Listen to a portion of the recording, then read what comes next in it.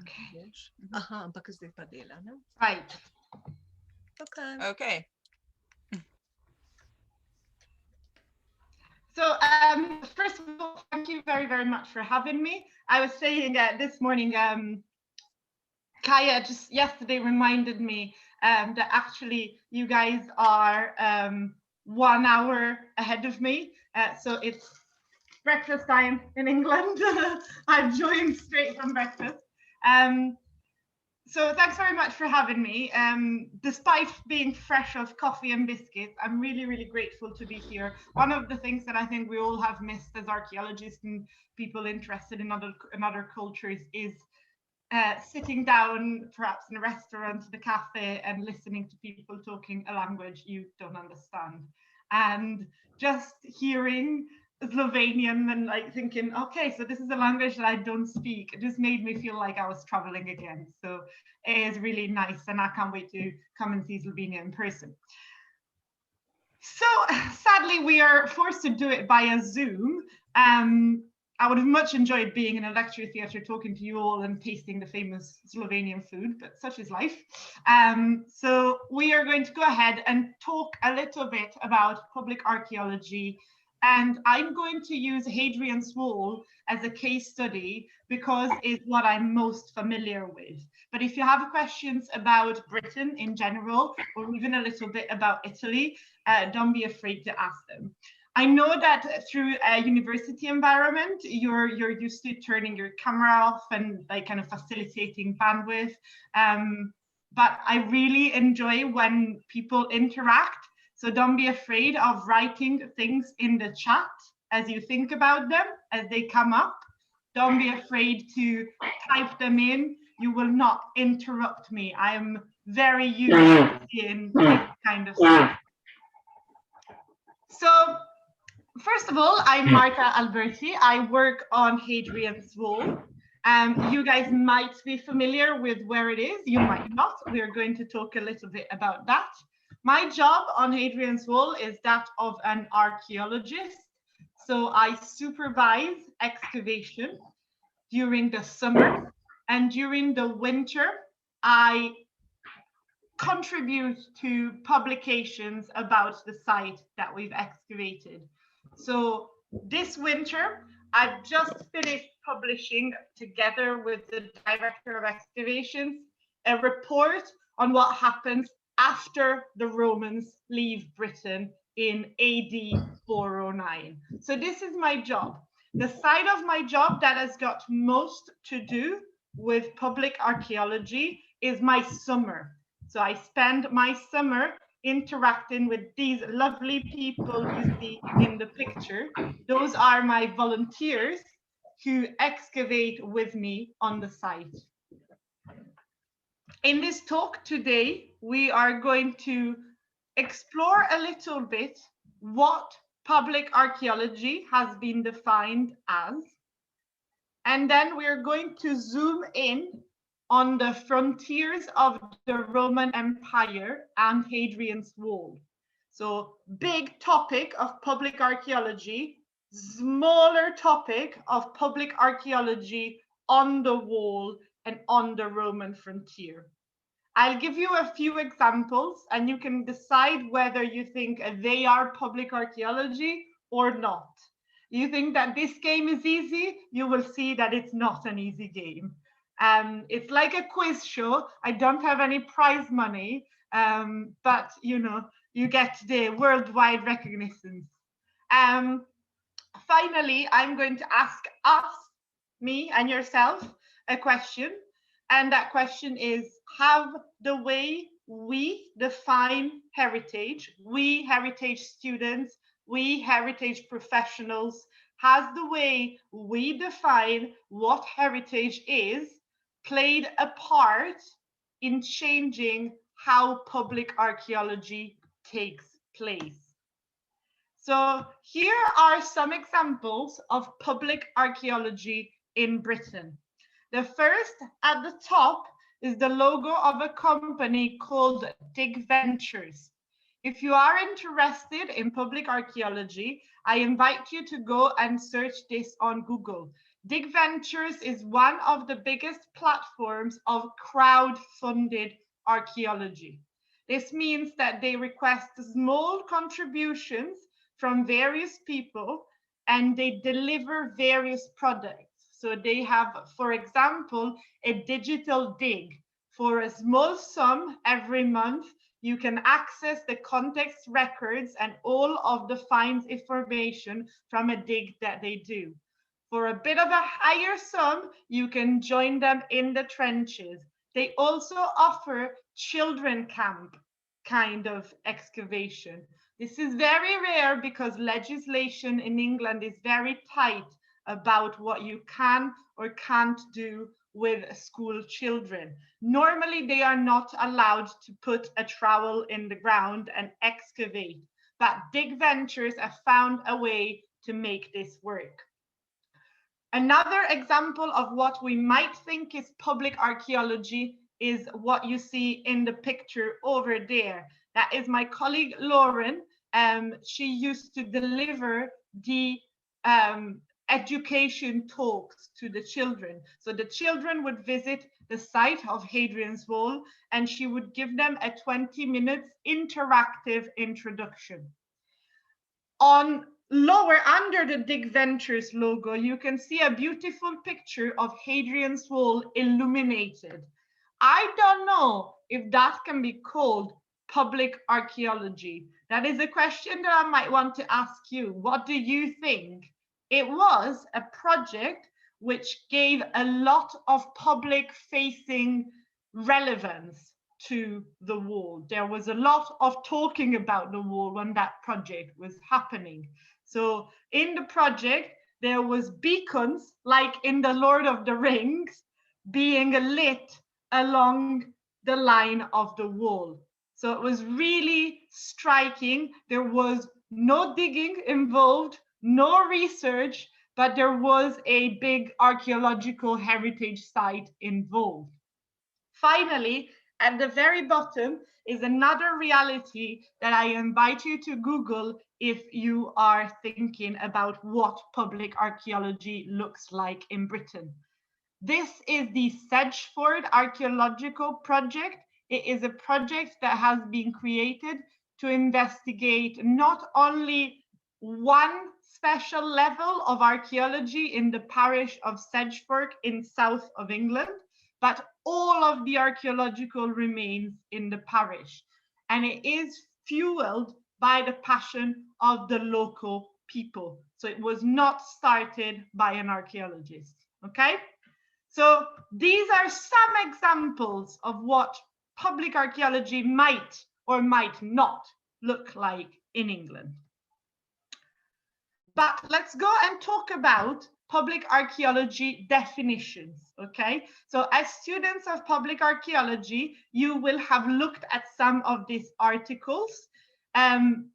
Depending on how familiar you are with reading academic texts in English, some people will just breeze through them and think, yeah, I understood everything. I personally sometimes find it a bit difficult because I am Italian. And despite reaching the PhD stage, sometimes I read these very theory-heavy papers and I think, I am going to need to make a drawing of this because this doesn't make sense. I know that when we write our PhD, we are all encouraged to write for the listener and for the reader. But sometimes I think when you reach a certain academic prowess, when you're a certain important author, you kind of forget a little bit that you need to write for somebody else because you're important, you've reached it, so you can write whatever you want. So I've made a little graph hopefully it helps you figure out what public archaeology has been defined as.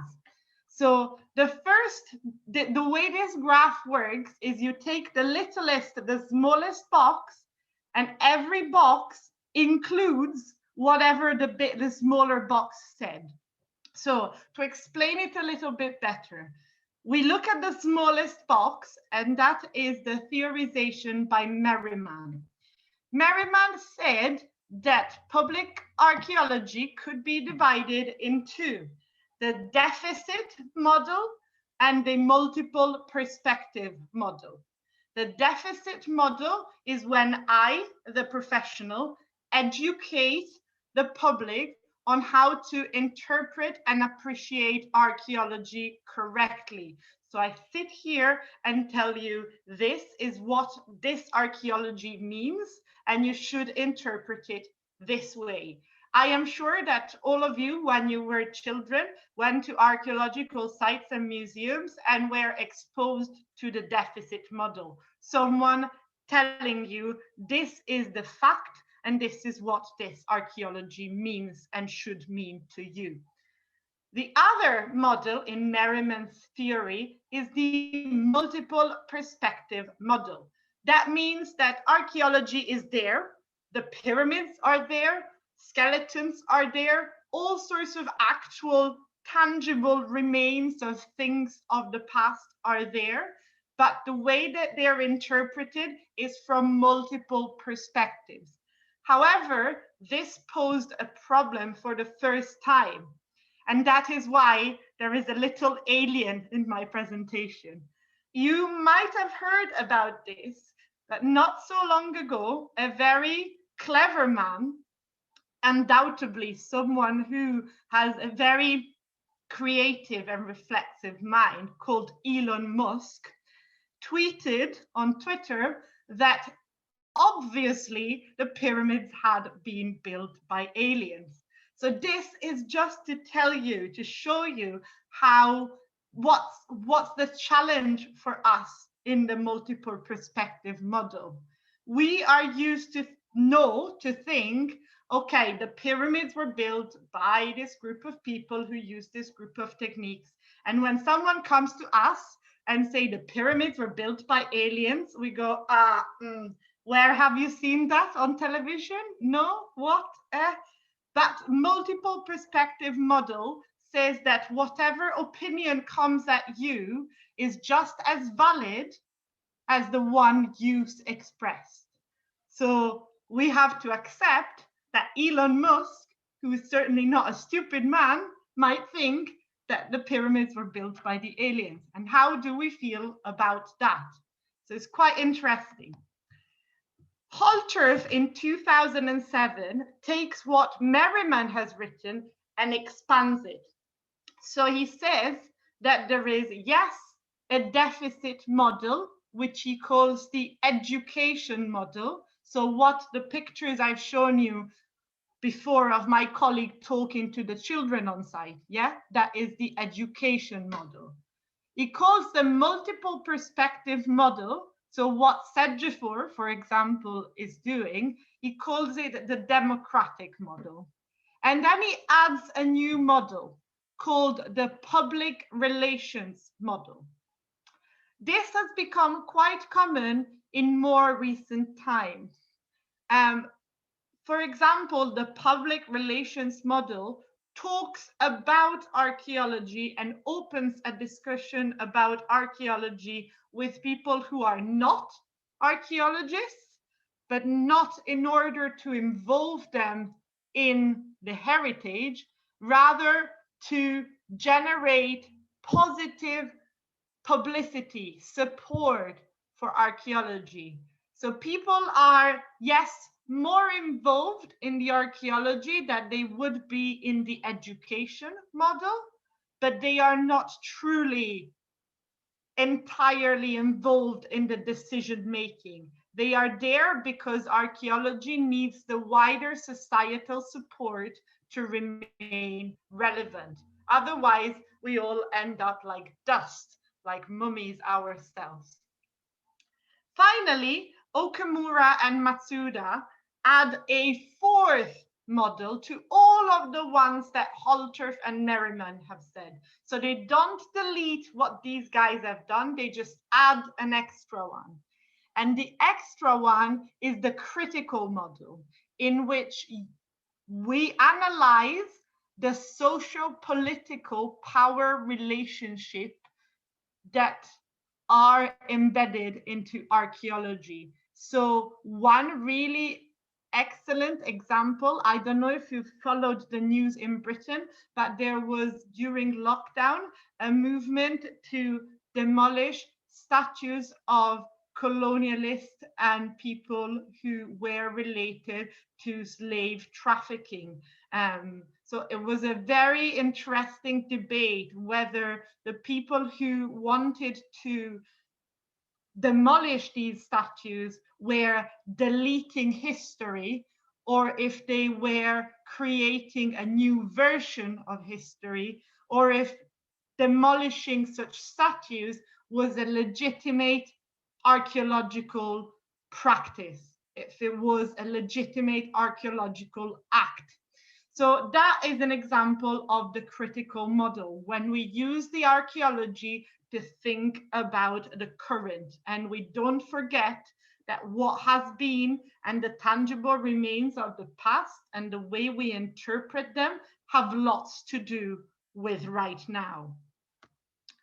So if you are still a bit confused about this, I want you to play this game of bingo with me. So you think about something that is in a project in Slovenia is defined as public archaeology. And if your project that you have in mind is any of the ones in the colorful little tiles, bingo. If you get more than one row, special bingo, get yourself a biscuit. So there is archaeology with the public, archaeology by the public, there is public sector archaeology, there is archaeological education, open archaeology, popular archaeology, like TV shows. Who hasn't seen a TV show about archaeology? I think pretty much everybody has. Although some archaeologists I know point blank refuse to watch any archaeology show because it just upsets them too much. So this hopefully makes your definition of public archaeology a bit clearer. If it's any of these stuff, it is public archaeology. This graph is by a scholar called Gabe Moshenka.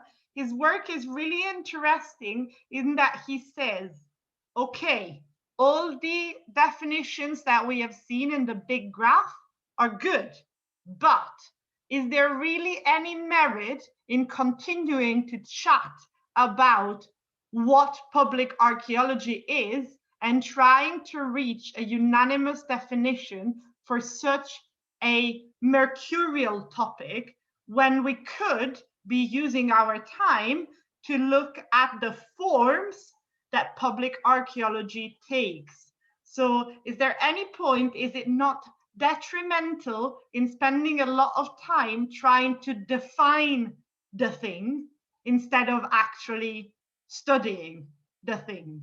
When we study material culture, me and Kai have talked about this a lot. You can spend a lot of time talking about whether a spindle wheel is a spindle wheel or not. But are you really gaining quite something from talking about it for 75 articles instead of actually looking at what the spindle wheel does? Is that not a nice distraction? So that is a kind of metaphor. Talking about the definition is really useful, but it might be a bit distracting. And today we're going to actually look at the practice. Now, because Hadrian's Wall is what I know best, we're going to look at the practice there. But that doesn't mean that that's the same for everywhere. It's actually really different in loads of different countries. So let me tell you a bit about Hadrian's Wall.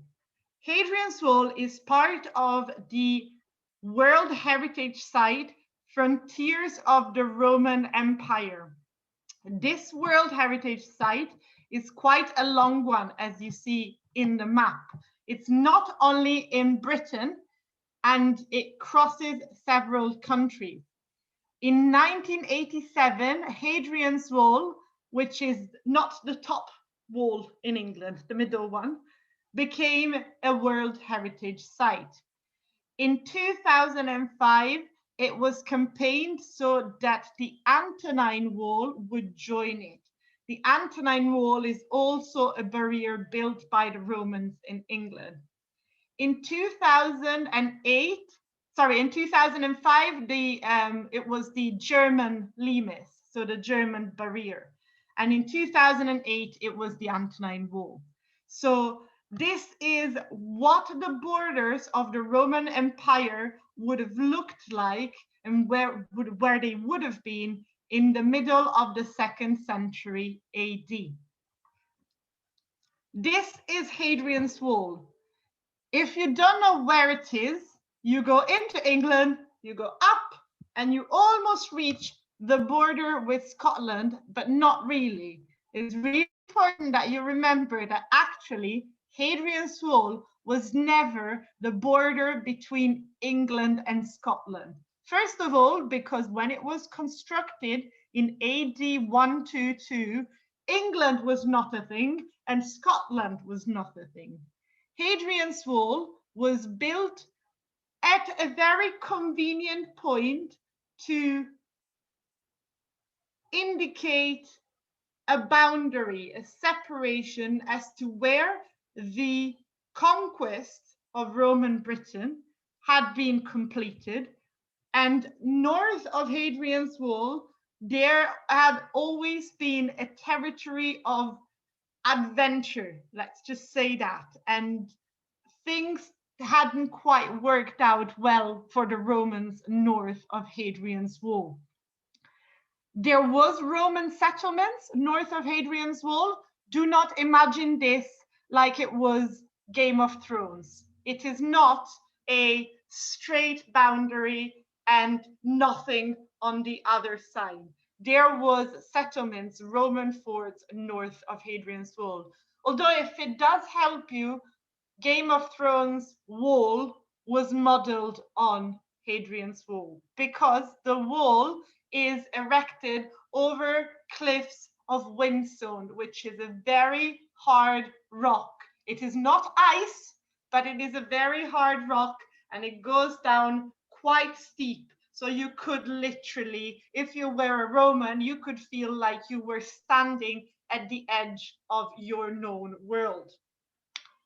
So Hadrian's Wall is a large mural barrier. So it's a large wall, but it is not only a wall. It's got lots of other archaeological features in it as part of the frontier. So going from the north, from the wild countries to the south, there is a ditch. Then there is the wall itself.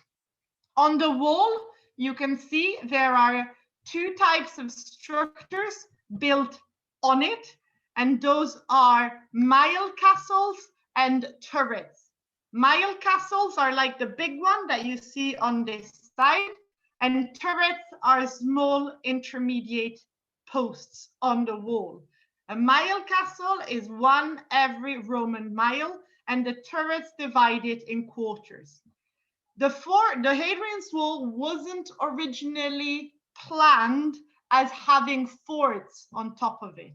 So ideally, in the first plan of Hadrian's Wall, which must have been around AD 121 and the beginning of AD 122, the wall was made out of turf and timber with some sections in stone, and all of the manpower used to power the wall and defend it and work with the north came from a station in the south.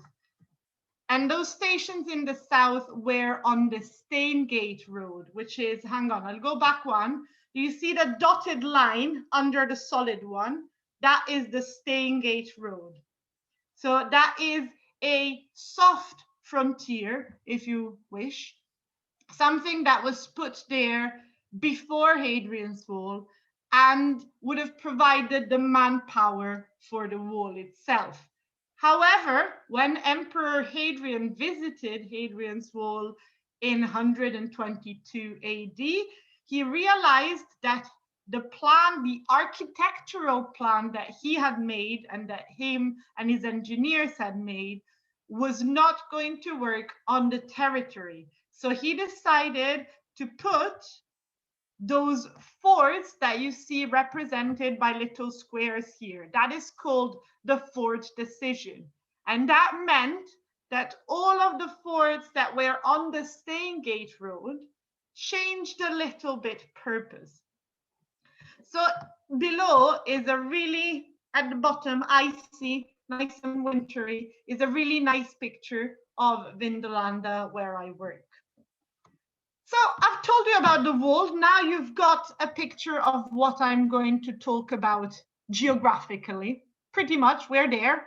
A bit like Game of Thrones, but not really like Game of Thrones. And we've got an idea of why it was built there. We know that it wasn't to keep those strange guys naked, painted in blue out. We know it's a little more complicated than that.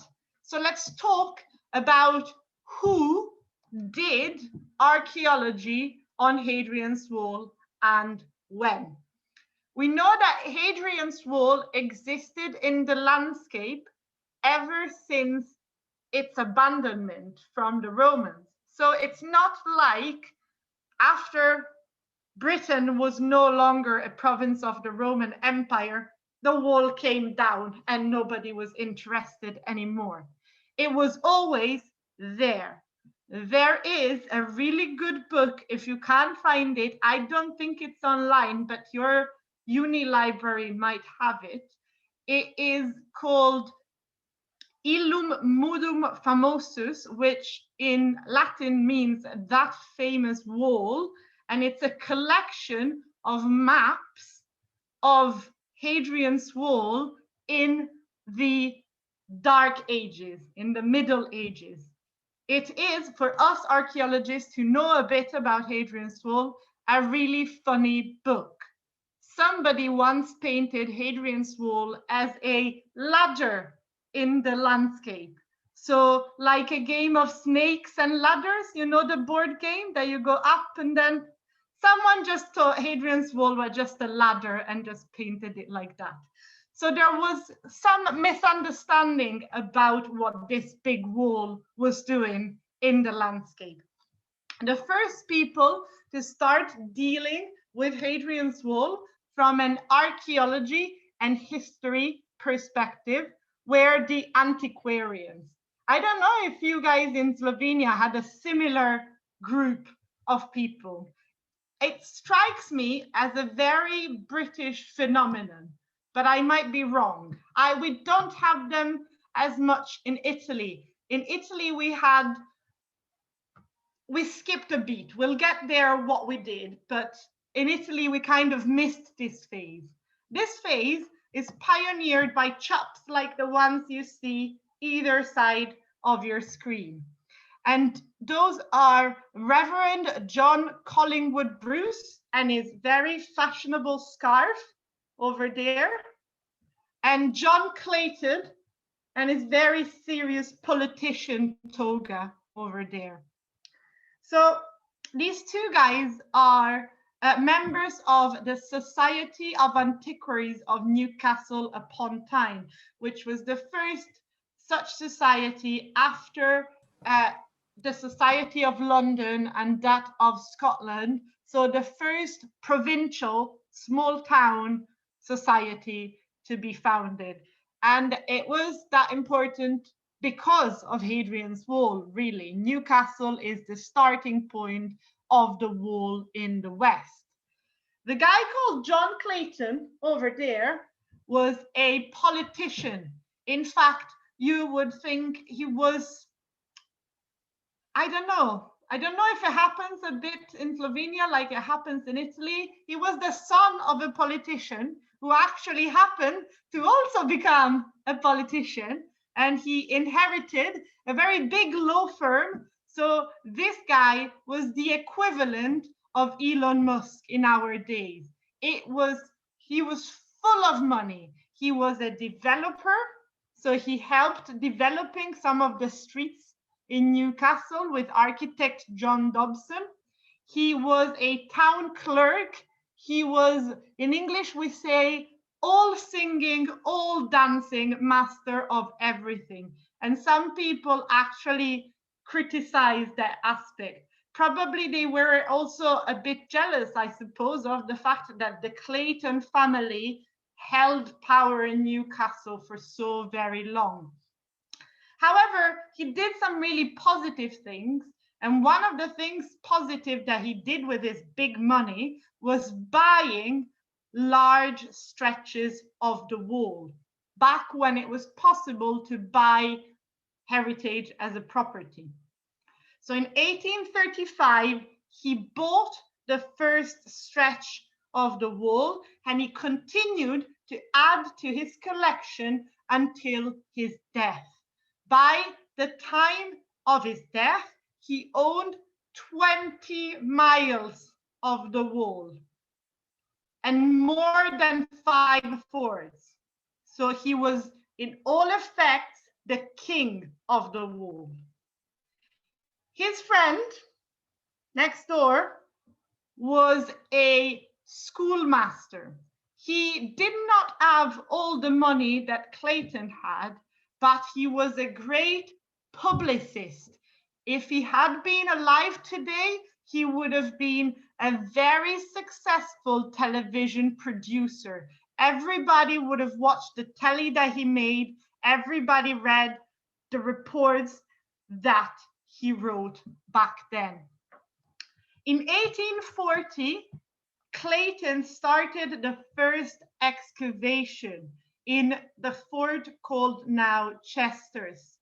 And in 1849, his colleague started the first Hadrian's Wall pilgrimage, which was a group of people traveling along the wall and visiting the archaeology that was visible in the ground.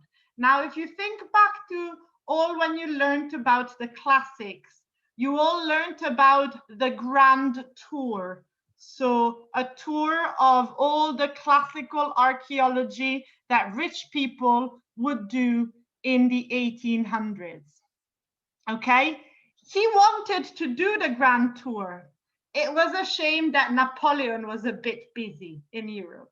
So the grand tour was cancelled, and Napoleon played the role of the COVID of these times, and he couldn't go on the grand tour. So he thought he would take what English call a staycation, a vacation where you stay at home. And he went and traveled the wall. So he became a really overnight expert because he launched himself into the study of the wall. Now, these guys are all good and well. Clayton did not always supervise his own excavation. He was busy being a politician and making money. When he retired, he took a more active role, but mostly still, his excavations were supervised by miners and people who usually had agricultural jobs, okay? So not direct supervision, but also would direct supervision have benefited such excavations? The people who excavated were actually very good at digging a hole. They were miners. They were very, very good at digging. So we don't know now if that supervision would have done any better, or if the fact that the archaeological profession hadn't been invented yet means that actually these guys didn't do a bad job for their time. Everything was to change with the birth and the development of a guy called Francis Haverfield. Francis, in 1915, published a book that Romanists all over the world still debate about today. It was called The Romanization of Roman Britain. Now, the concept of Romanization is one that will make all Roman archaeologists' hair stand on their head and just explode. So let's not talk about that. let's talk about the fact that Francis really invented Roman Britain as an academic subject, as a valid degree. From then on, you could have a degree in archaeology of Roman Britain. So I ask you now, see if you're still awake or you've fallen asleep. Is this public archaeology, yes or no? Do we have a chat? Yes, we have a chat. Is this public archaeology, yes or no? Someone tell me yes or no. No, not really. Not really, okay. Is anybody else? If you don't want to speak, just type it in the chat, yes or no. No from Jelka. Well, it's hard to define if you don't have an archaeology yet. Is it, you know, public archaeology? No from Danaya. Kaya's like, well, there isn't really archaeology at the time, so is it really public archaeology? Okay, I take on board your no's.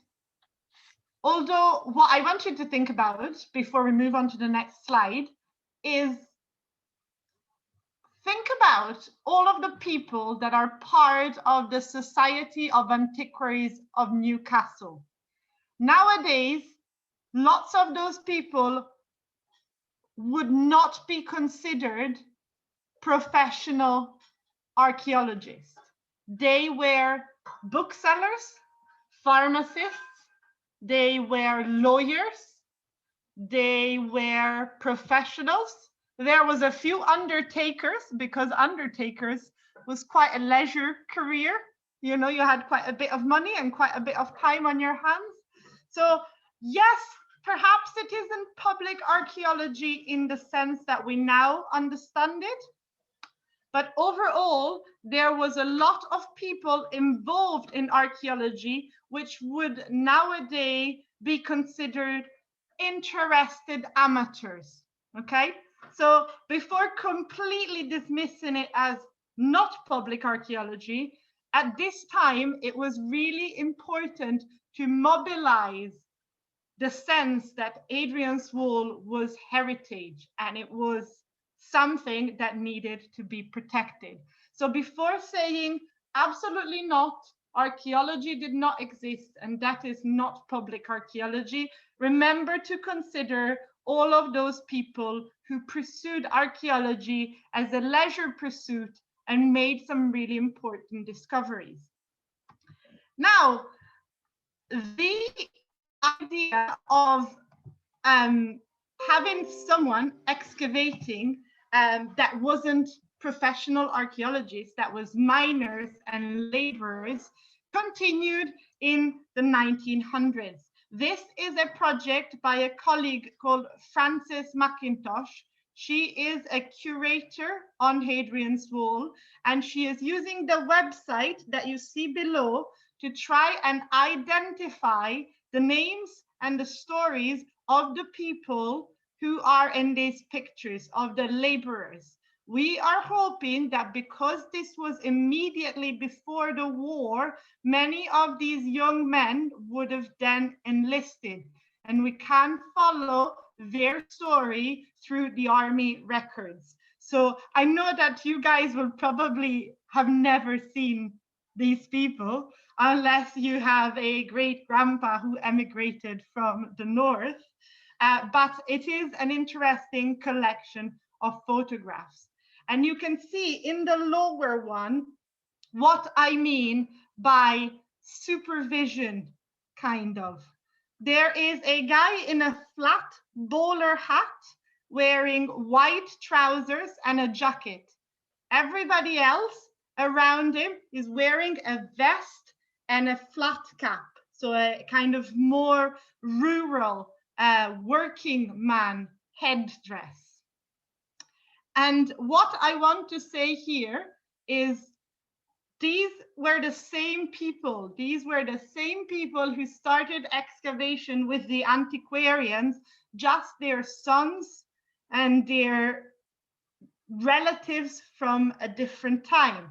So I guess the question is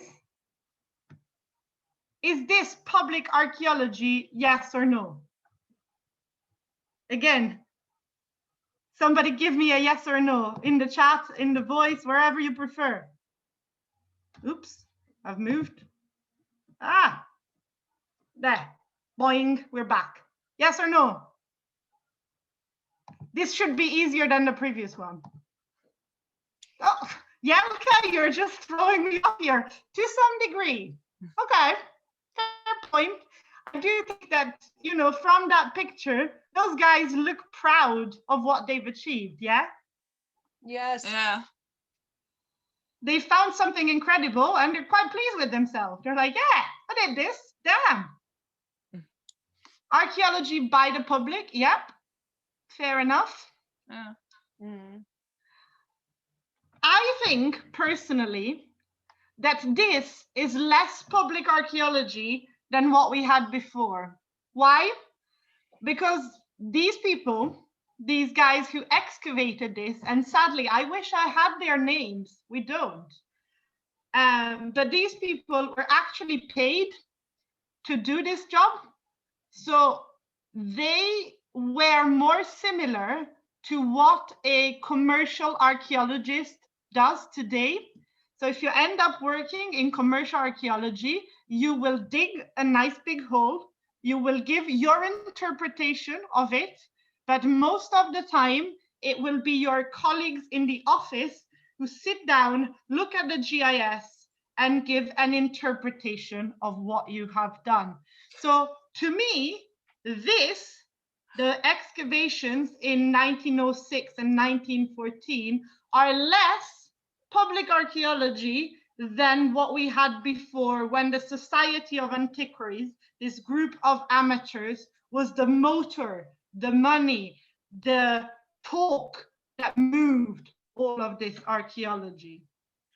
So what has happened? Well, you remember that I told you that our friend Francis, he would be really, really rattled that a little lady called him by first name, but we'll go for it. That our friend Francis founded Romano-British archaeology as a discipline. And this started what I like to call the age of professors. What does that mean? Archaeological research began to be powered by professors and universities. And a really interesting thing happened. Do you see these guys nicely dressed in their uniform at the top? Those are undergraduate students, and they were parachuted in these excavations, which for centuries now, for a century roundabout, had been handled by one patron putting the money and 4 men doing the digging. Students did not come under the miners. They were parachuted at the top. They were recruited to supervise the miners.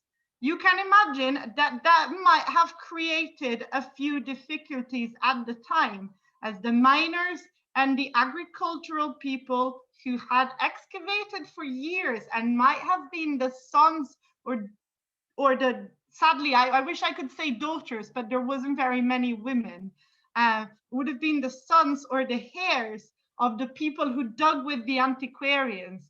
It's like you are from a family of engineers for decades, and then a student of engineer who just started this course yesterday, and before he was studying poetry, comes in and tells you, this engine is really bad and you should redo it from scratch. I can imagine that that might have caused some tension, but that is not what I want to talk about.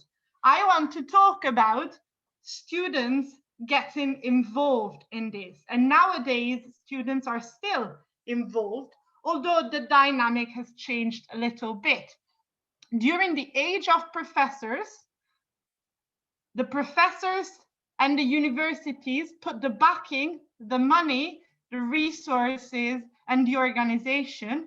Students came and learned how to become professors themselves, but who did the digging? still the same people. So, whoop.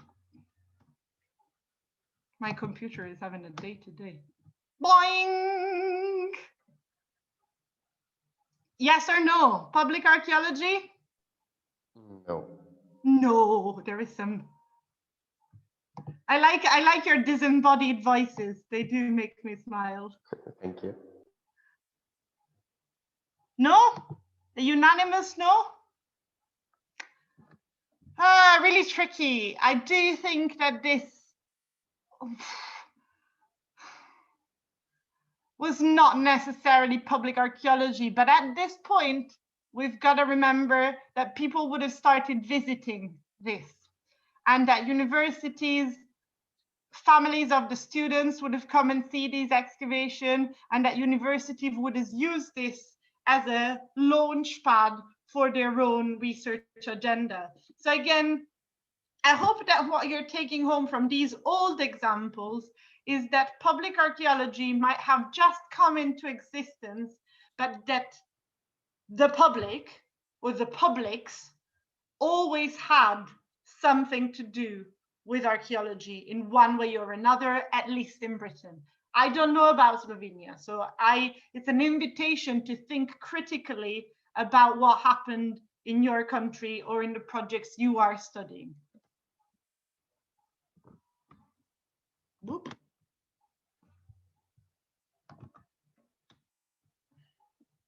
Come on. So, actually, one thing that I want to talk about is there is a guy in this picture.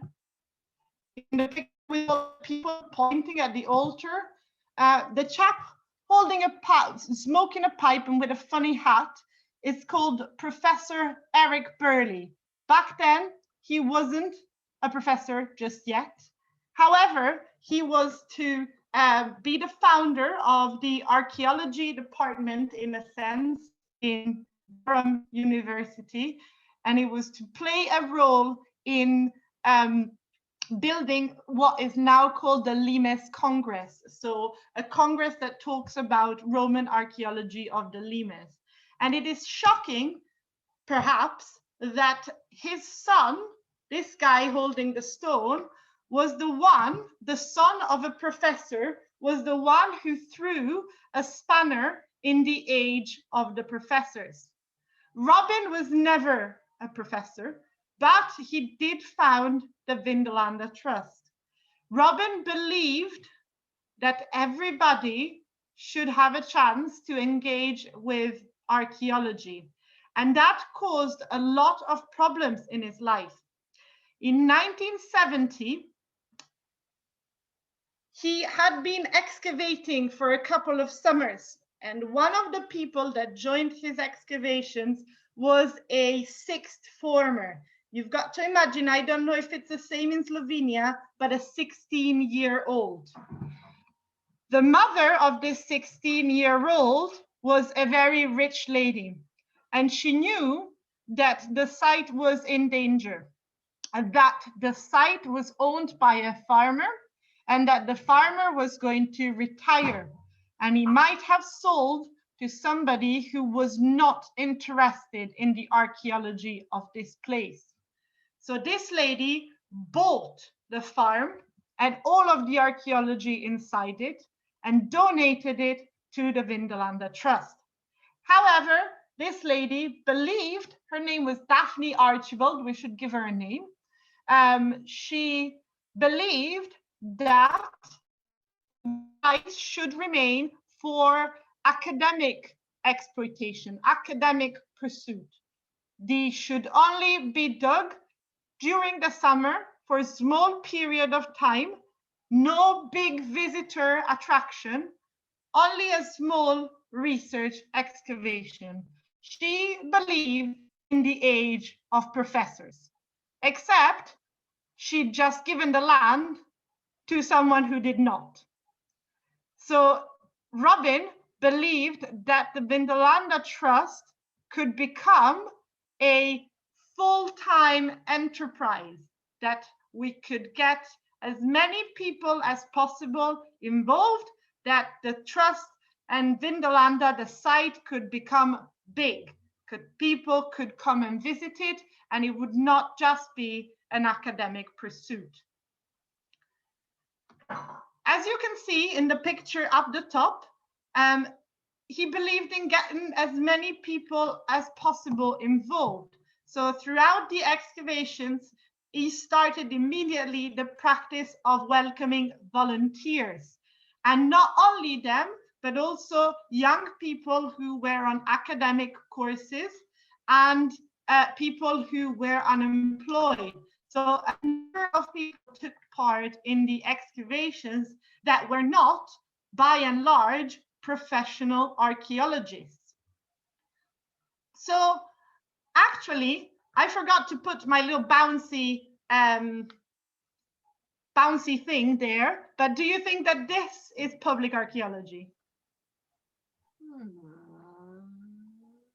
Well, here the circle of the public has become much wider compared to the earlier examples. Yes. And we have an actual professional archaeologist to compare.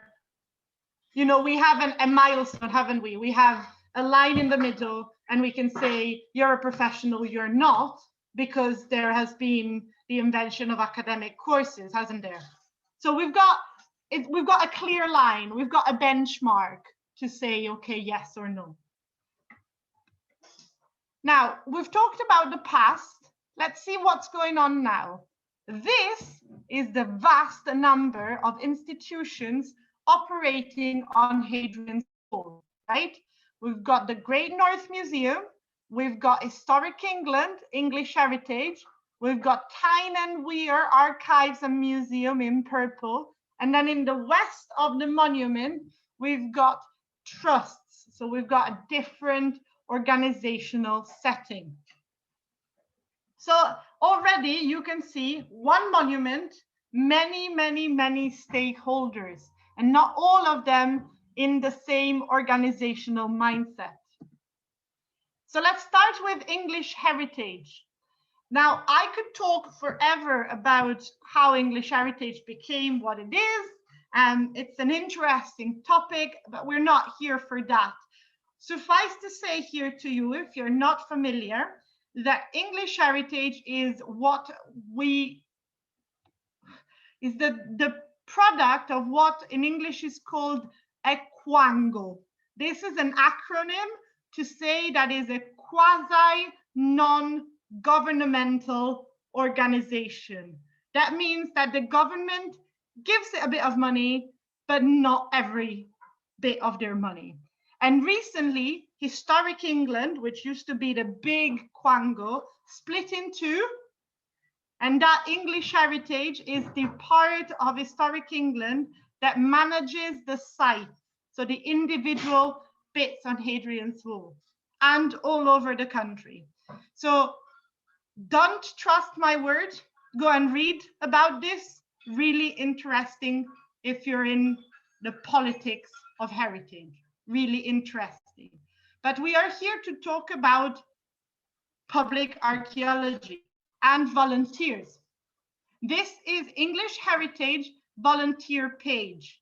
So you can see that they encourage people to join in the following roles: as a supporter to the visitor, as a garden volunteer, as a learning volunteer, or as an administrative volunteer.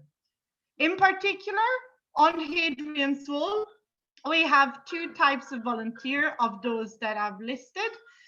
We have one program that has just been started and is called Wall Monitors, in which volunteers are encouraged to go out and monitor the conditions of a stretch of Hadrian's Wall and report to English Heritage on such conditions, so that the right preventive measures can be put in place.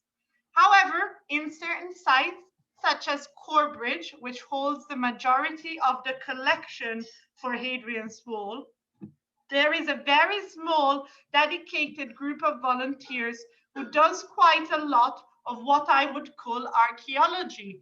They recategorize the finds, they classify them, they help the cleaning of the cases, and mostly they have to do with working with the collection. So if we go back one, we can say that on Hadrian's Wall, there is behind the scenes volunteers who do some work with the collection, and there is learning volunteers who bring people into the site and talk to them. And then there is what I would class as a supporter of the visitor, but more a support of the monument, in that the wall monitors support the organization and the monument so it can be held in good conditions. So in a sense, this fits our deficit model and our education model. The organization is inducting the volunteers into it. The volunteers are sort of like members of staff, but not really. And they represent that they've been told to a third party. However, nowadays we're moving towards a more public relations model. So what is happening is that they are mobilitating all these volunteers to move and support English heritage, as it is now detached from governmental funding and its own separate charity that needs to make its own separate money. So we've moved from a very institutional, this is what this is, and I tell you what this is, and then you go and tell other people what this is, to join us in keeping this monument up, in making it in good conditions and in interpreting it. But mostly join us in making sure that everybody knows about this and respects this and enjoys this. At Vindolanda, we've already told you a little bit what happened, but I want to deal with it separately because it's a separate thing. Vindolanda has the only excavation on Hadrian's Wall that has hardly ever stopped since 1970. And that excavation has been going on with the help of hundreds, thousands of people. This graph shows you who are those people. So in blue is volunteers, which could be from any walk of life. In orange is students, in particular young students, when the Romans were studied at high school in the UK curriculum, came to Vindolanda and did a mixture of on-site working and courses to learn about archaeology. So they would spend 60% of their time on site and the rest studying how to do a drawing, do a section, record and analyze the archaeology. Important, which I haven't mentioned, but it might be interesting for you to think about, is the grey. The grey is a very English phenomenon. There is no such thing in Italy, and I don't know if it ever happened in Slovenia. During the Conservative government, from 1973 to 1987, the Manpower Service Commission was a commission that offered training into various professions to young unemployed people for slightly more than the benefits, which is the salary that you perceive, that the welfare salary or the welfare benefit that you perceive when you're unemployed. This was to encourage people to work, to not be unemployed, to pick up a certain level of working. Was this right? Was this wrong? Politics, we're not here to talk about that right now. You can think about that. It is really a thorny subject, but we're here to talk about participation of people who are not archaeologists into archaeology. Nowadays, the Manpower Service Commission does not exist any longer, and the majority of our volunteers are people in their 50s, although you will see that there is some young students here. Some people have been coming and volunteering with us for many years. Some people have just joined and they come just once and then we never see them again. It is open to anybody. I would say that the Vindolanda Trust is a champion of the public relations model, and it kind of got there a bit earlier than other groups, other stakeholders on Hadrian's Wall. While the agenda of the Vindolanda Trust is to care for and excavate the remains in its care, so it's the Vindolanda Trust that decides where we dig and what we do with it, the people who come and volunteer are the strongest advocates for archaeology because they have that experience, they've had a good time, and they talk and feel like they've been involved in something bigger. So I would say that this is a good example of public relations model. This is a tiny museum. Sandhouse Museum is on the other coast. So from Newcastle, you cross the whole country and you go towards the Irish Sea. And this museum is absolutely tiny. It was erected in an old fire station and it is connected to a Roman archaeological site called Maryport Roman Fort. At this site, there is 3 members of staff. One of them is the very impressive lady that you see with the 2 guys in high vis. Her name is Jane Lasky. She is the museum manager at Sandhouse Museum. She has 2 young part-time assistants and she has 20 to 30 volunteers. So she manages the museum, but ultimately the daily running of this when it is open is entirely volunteer and it is very local. It is embedded a bit like the Sedgeford project, which we talked about at the beginning, in the passion of local people for their archaeology and heritage on their doorstep. This doesn't mean that there isn't internationally important research and there isn't education model, because those 2 guys are Professor Ian Haynes and Tony Wilmot doing excavation from Newcastle University. So there is still a lot of, okay, this is the project and I get people in and I tell them what to do. But also Jane is a flag of a really strange case on Hadrian's Wall, on a museum that is mostly volunteer-based and entirely embedded in its local community. Is this a good multiple perspective model? Does Jane sit down with her volunteers and talk about how to interpret the archaeology? You know, I've got to tell you, I think it might be, but the problem is that because it's a very local reality, and perhaps also because of COVID, I've never had the really privilege to sit down with these people and listen to them talking about their own heritage. But I think it might be a good example. Of course, there are loads of things that are not institution-based. So altogether, archaeology is a community group, what we would have called a bottom-up archaeology project. Some people were interested in their local heritage and founded an archaeology group. They hired an archaeologist and they do archaeological projects in the North Pennines. There is the Roman Research Road Association, and that again is a group of people who are into Roman roads, and they go doing projects left, right, and center, trying to map all the Roman roads of Britain.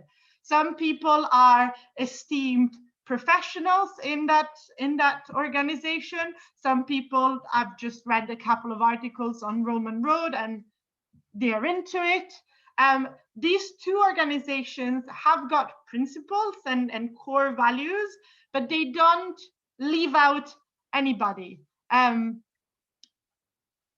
You know, there is internal social rules, of course, unwritten ones, but there is no rule that if you haven't got a degree, join. And also they're very kind of bottom up, community based. The group has a meeting, they decide they want to research that topic, and off they go developing that topic. There's the Roman Army School, which was founded actually by someone very well known, Professor David Breeze. He was an authority, is an authority still, even though technically he always mentions to me that he is retired, but that doesn't diminish the fact that he's an authority on Hadrian's Wall, and he founded what was called the Hadrianic Society, which however folded, and what was left was the Roman Army School. Again, this is a place for everybody who's interested in the Roman army. Finally, we must not forget that there is commercial archaeology interest. Now, I would be fascinated to hear about how it works in Slovenia and if it works differently from England.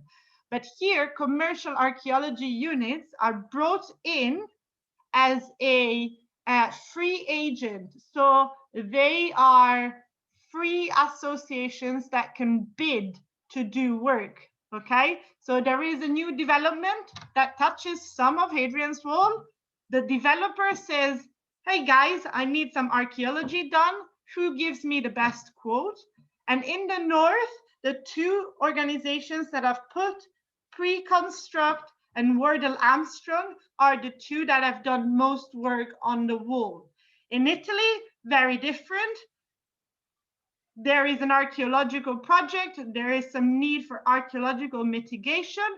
The government gives the developer a list of approved contractors for that.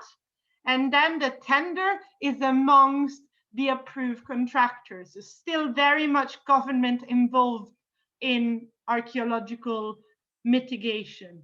I don't know how about Slovenia, but we must not forget that these people exist, and that sometimes in the brief, so in the big document that has to be satisfied before someone can build a skyscraper on Hadrian's Wall, which is never going to happen, but you know what I mean. In the document that has to be satisfied before any building can go on, there is a condition that the local community must be engaged with.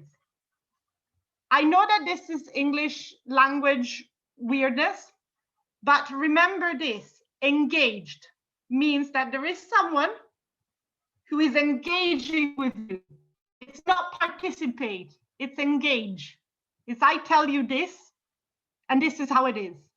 So I don't know how the difference, the semantic difference in your language, but when you talk about public archaeology, if you take one thing home from this talk, is I want you to think about the word you use. Is the word you use the correct word for what is going on? I don't really care if it's public archaeology or not. Just reflect on the word you use, because if you're saying public engagement, you're saying different than public participation, okay?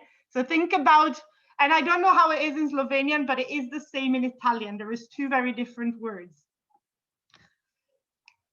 The thing that I want to close my presentation with is that we've seen what happens a little bit. And in 2003, UNESCO Convention for Safeguarding of Intangible Cultural Heritage comes up with a definition which recognizes intangible heritage. So something that is transmitted from generation to generation, but is constantly recreated by communities. And it's an interaction between people and things. So, for example, a traditional dance, a traditional set of knowledge. Recently in Italy, alpinism has been recognized as a intangible cultural heritage. So the art and practice and thinking and theory of climbing those mountains, okay? Despite this, in 2005, the Faro Convention, which defined heritage yet again, went back and called heritage a group of resources inherited from the past. So we have on one hand the recognition that heritage is contemporary and that is recreated every day in the moment. And on the other hand, we go back a little bit and again say that it's something we inherited from the past. So what I want you to think about is, have these new definitions of heritage change things for participation in archaeological heritage practices? And what I'm going to think about is the new definition of heritage bring public archaeology of Hadrian's Wall closer to a critical model of reflection. So we are almost kind of at the end of our time, and I'm conscious I don't want to take too much of your time, but have these definitions, have the new definition of heritage brought us closer to a critical model in which we use archaeology to discuss the present? I think we have. I think that those new definitions have brought us almost there, and there is loads of projects that are now doing that on Hadrian's Wall. There is a project called the Wall Cap Hadrian's Wall Community Archaeology Project, which is undergoing now, and it is an effort to plan critical engagement with heritage. There is other projects, this one that I've popped here. I've closed it down because I don't want to go on too long, but this one, for example, is a project on the Antonine Wall, so the wall that is north from Hadrian's Wall, and it really is doing some new stuff. It's not doing the traditional archaeological engagement things.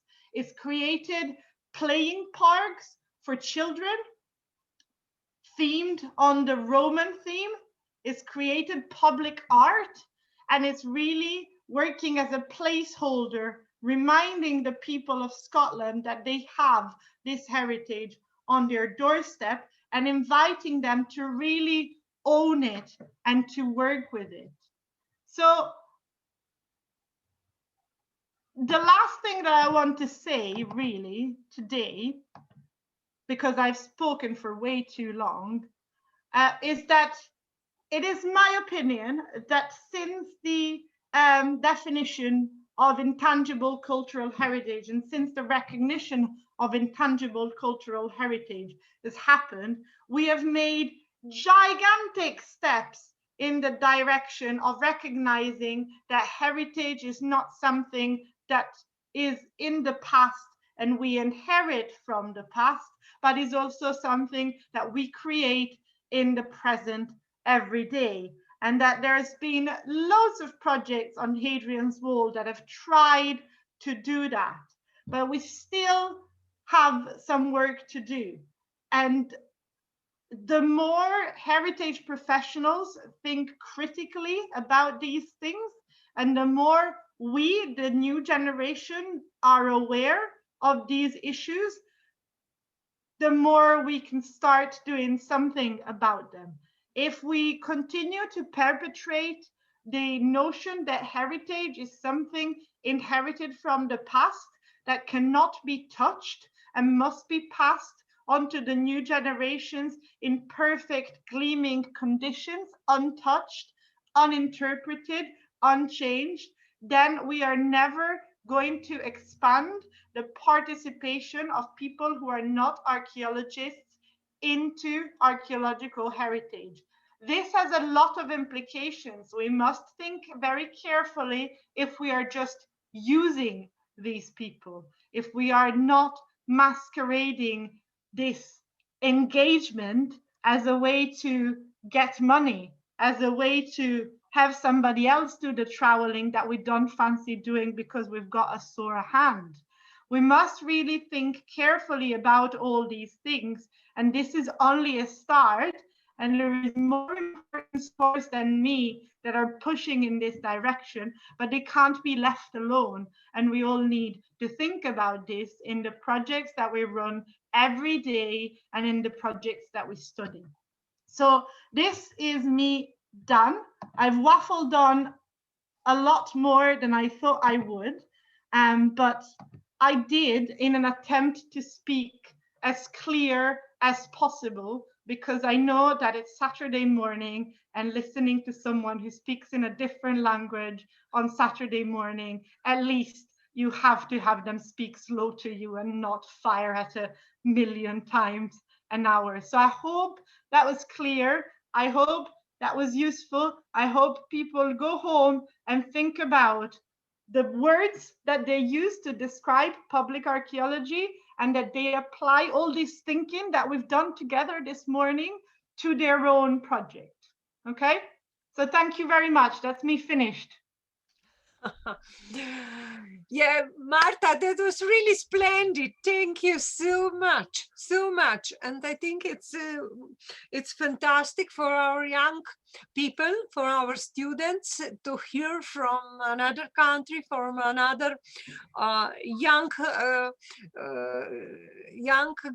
not guy, girl, girl, because you know, it's really important to think about. Yeah. Okay, thank you so much. I would really like just to ask everyone to ask something to questions. Put them in the chat, speak them out, put the camera on, say hello. I'm here. Yeah. This is very important. Okay. May I intervene a little bit in the vein of a critical model? Yeah. Well, when you put forward your interpretation of the difference between two conventions, the intangible heritage one and the Faro Convention, I must disagree with your interpretation. Because, well, the aim of the Faro Convention is expressed in its title. So it is a convention on the value of heritage for society.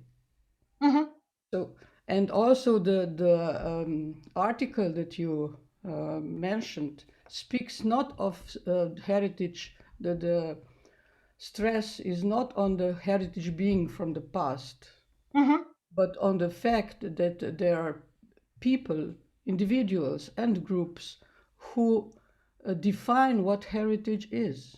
And this is a constant process, not something that is defined in once for forever, but it changes over time and over the perception of people.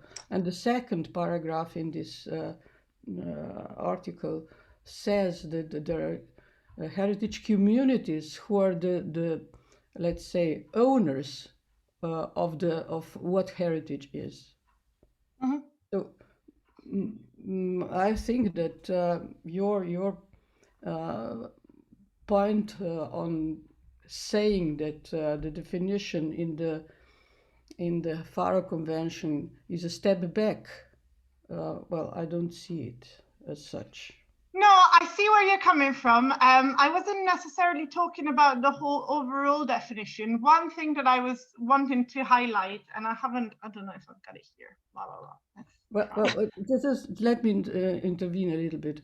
It's a fact that heritage comes from the past. It's called heritage, which is something that is inherited from our fathers and mothers. So. Okay. Yeah, I think, first of all, Jelka, this is really useful. And I really welcome the feedback, because I should say that I'm a lowly kind of part-time for year 4 PhD student. So my thesis is still getting written. So everything you say here is liable to end up in my thesis. Watch out, everybody. Because you can take me as an authority in this. I was a member of the group of experts drafting this convention. So no, absolutely, and I absolutely welcome it. And I'm conscious that perhaps it was not intended the way that some people might read it. okay. It is interested.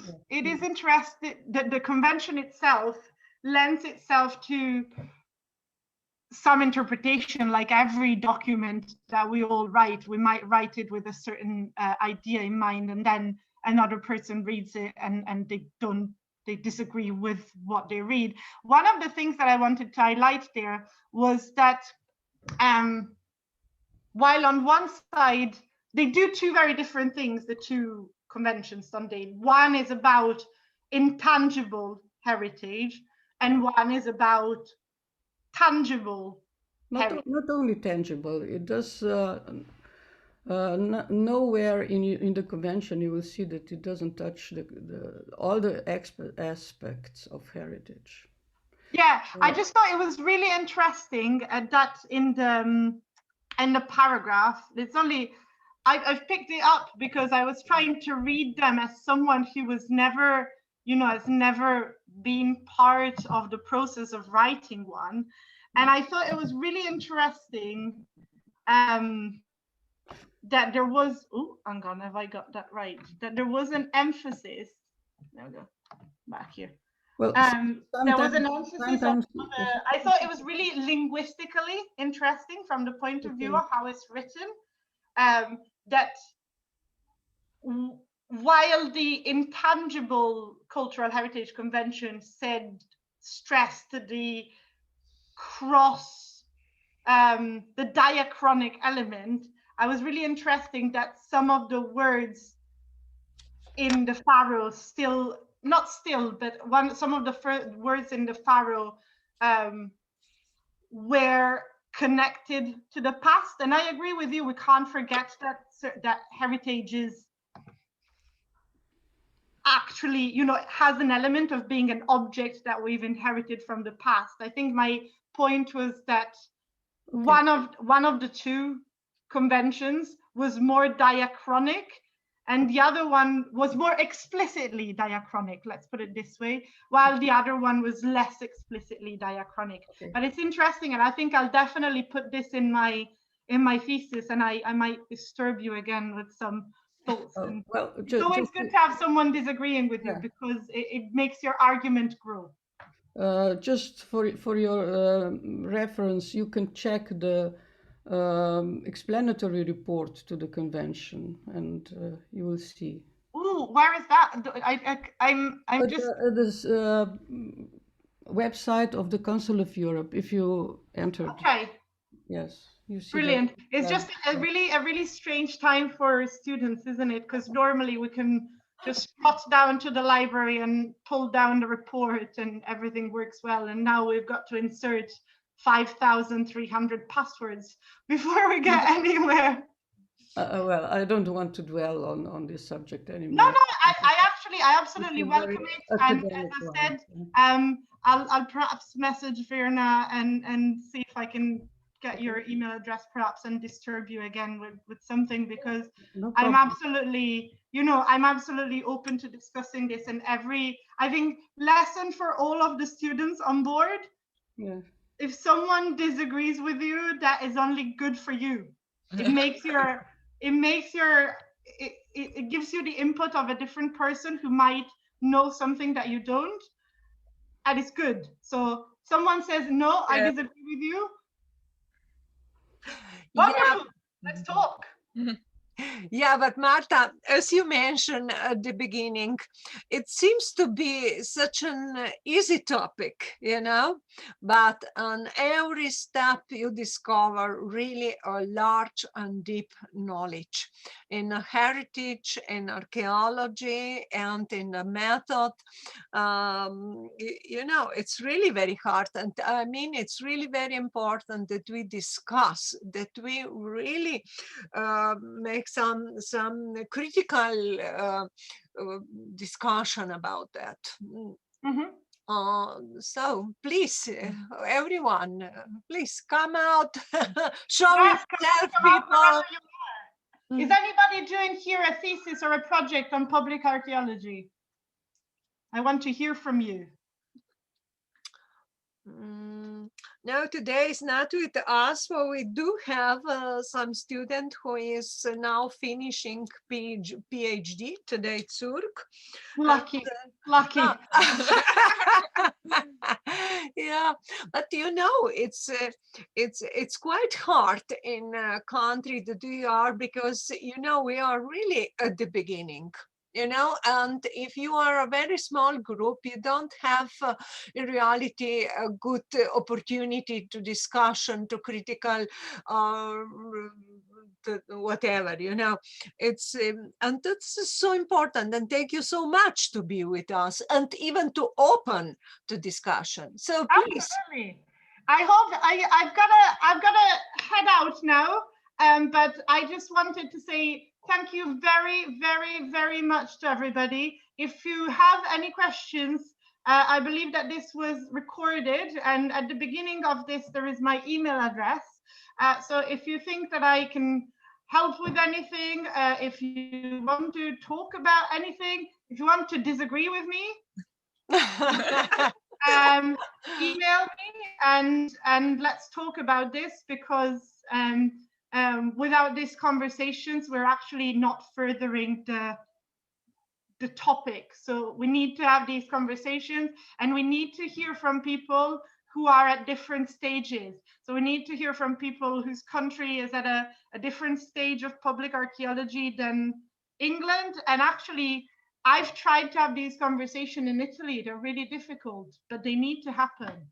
So Italy is at Italy is at a really, really even, they're even just starting to consider public archaeology, but I think Italy is still in the age of the professors, in a sense. It's still in that age in which the public is just a bit of an accessory. Actually, the public might even be harmful. So I think different countries are at different stages, different experts are at different stages of this conversation, and we all should chat more about it. So I'm going to love you and leave you. It's been a fantastic Saturday morning. Thank you all very, very much. Thanks, Verena, for inviting me. Thanks, Kaya, for getting in touch. Thanks, Jalka, for your contribution. I'm definitely going to bother you again. I'm really sorry. You put yourself in it now. Okay. I hope you all have a lovely weekend. Okay, Marta, thank you so much. And next time, I hope we'll see you in Slovenia. Absolutely, I've got my plane ticket sorted. Okay. Thank you, and bye. Tako, hvala lepa vsem, ki ste prisostvovali. Mislim, da je bilo izredno zanimivo, tudi en drugačen aspekt, in tudi vidite, kako te razlike pravzaprav nastopajo iz dežele v deželo, v razumevanju. Dobro, če ni nobenega vprašanja. Ne, te ne slišim, Jelka. Sem toliko mogoče, večkrat si vzamemo Združeno kraljestvo za vzgled pri teh zadevah in res imajo veliko več za pokazati, kar se arheologije za javnost tiče. So pa lahko tudi kakšne stvari prvič, ki niso prevedljive direktno k nam, ali pa ki so tudi lahko vprašljive. Absolutno, ne, prihaja iz neke družbe, iz drugačne ureditve, z drugačnim zgodovinskim ozadjem, a ne, to je tisto, kar vedno opozarjamo, recimo prav tako pri muzejih, a ne, ko se presaja direktno prakse, ki niso presadljive, ne, ki so lahko, v resnici so lahko tudi škodljive. Tako da mislim, da je bila ta diskusija res fina, pa tudi, da smo spremljali, ne. Najbrž smo mi še vedno globoko v dobi profesorjev, s tem, da tisti, ki učimo na arheologiji za javnost, nekako nismo čist. Se ne strinjam s tem. Ja, no, ampak samo mimogrede, ne, to, kar je rekla za Italijo, verjetno res drži, ne. Recimo, oni niti še Malteške konvencije niso ratificirali, ne, in tudi ne izvajajo pravzaprav preventivne arheologije na tak način, kot smo jo mi pa že od srede 90-ih let naprej gradili.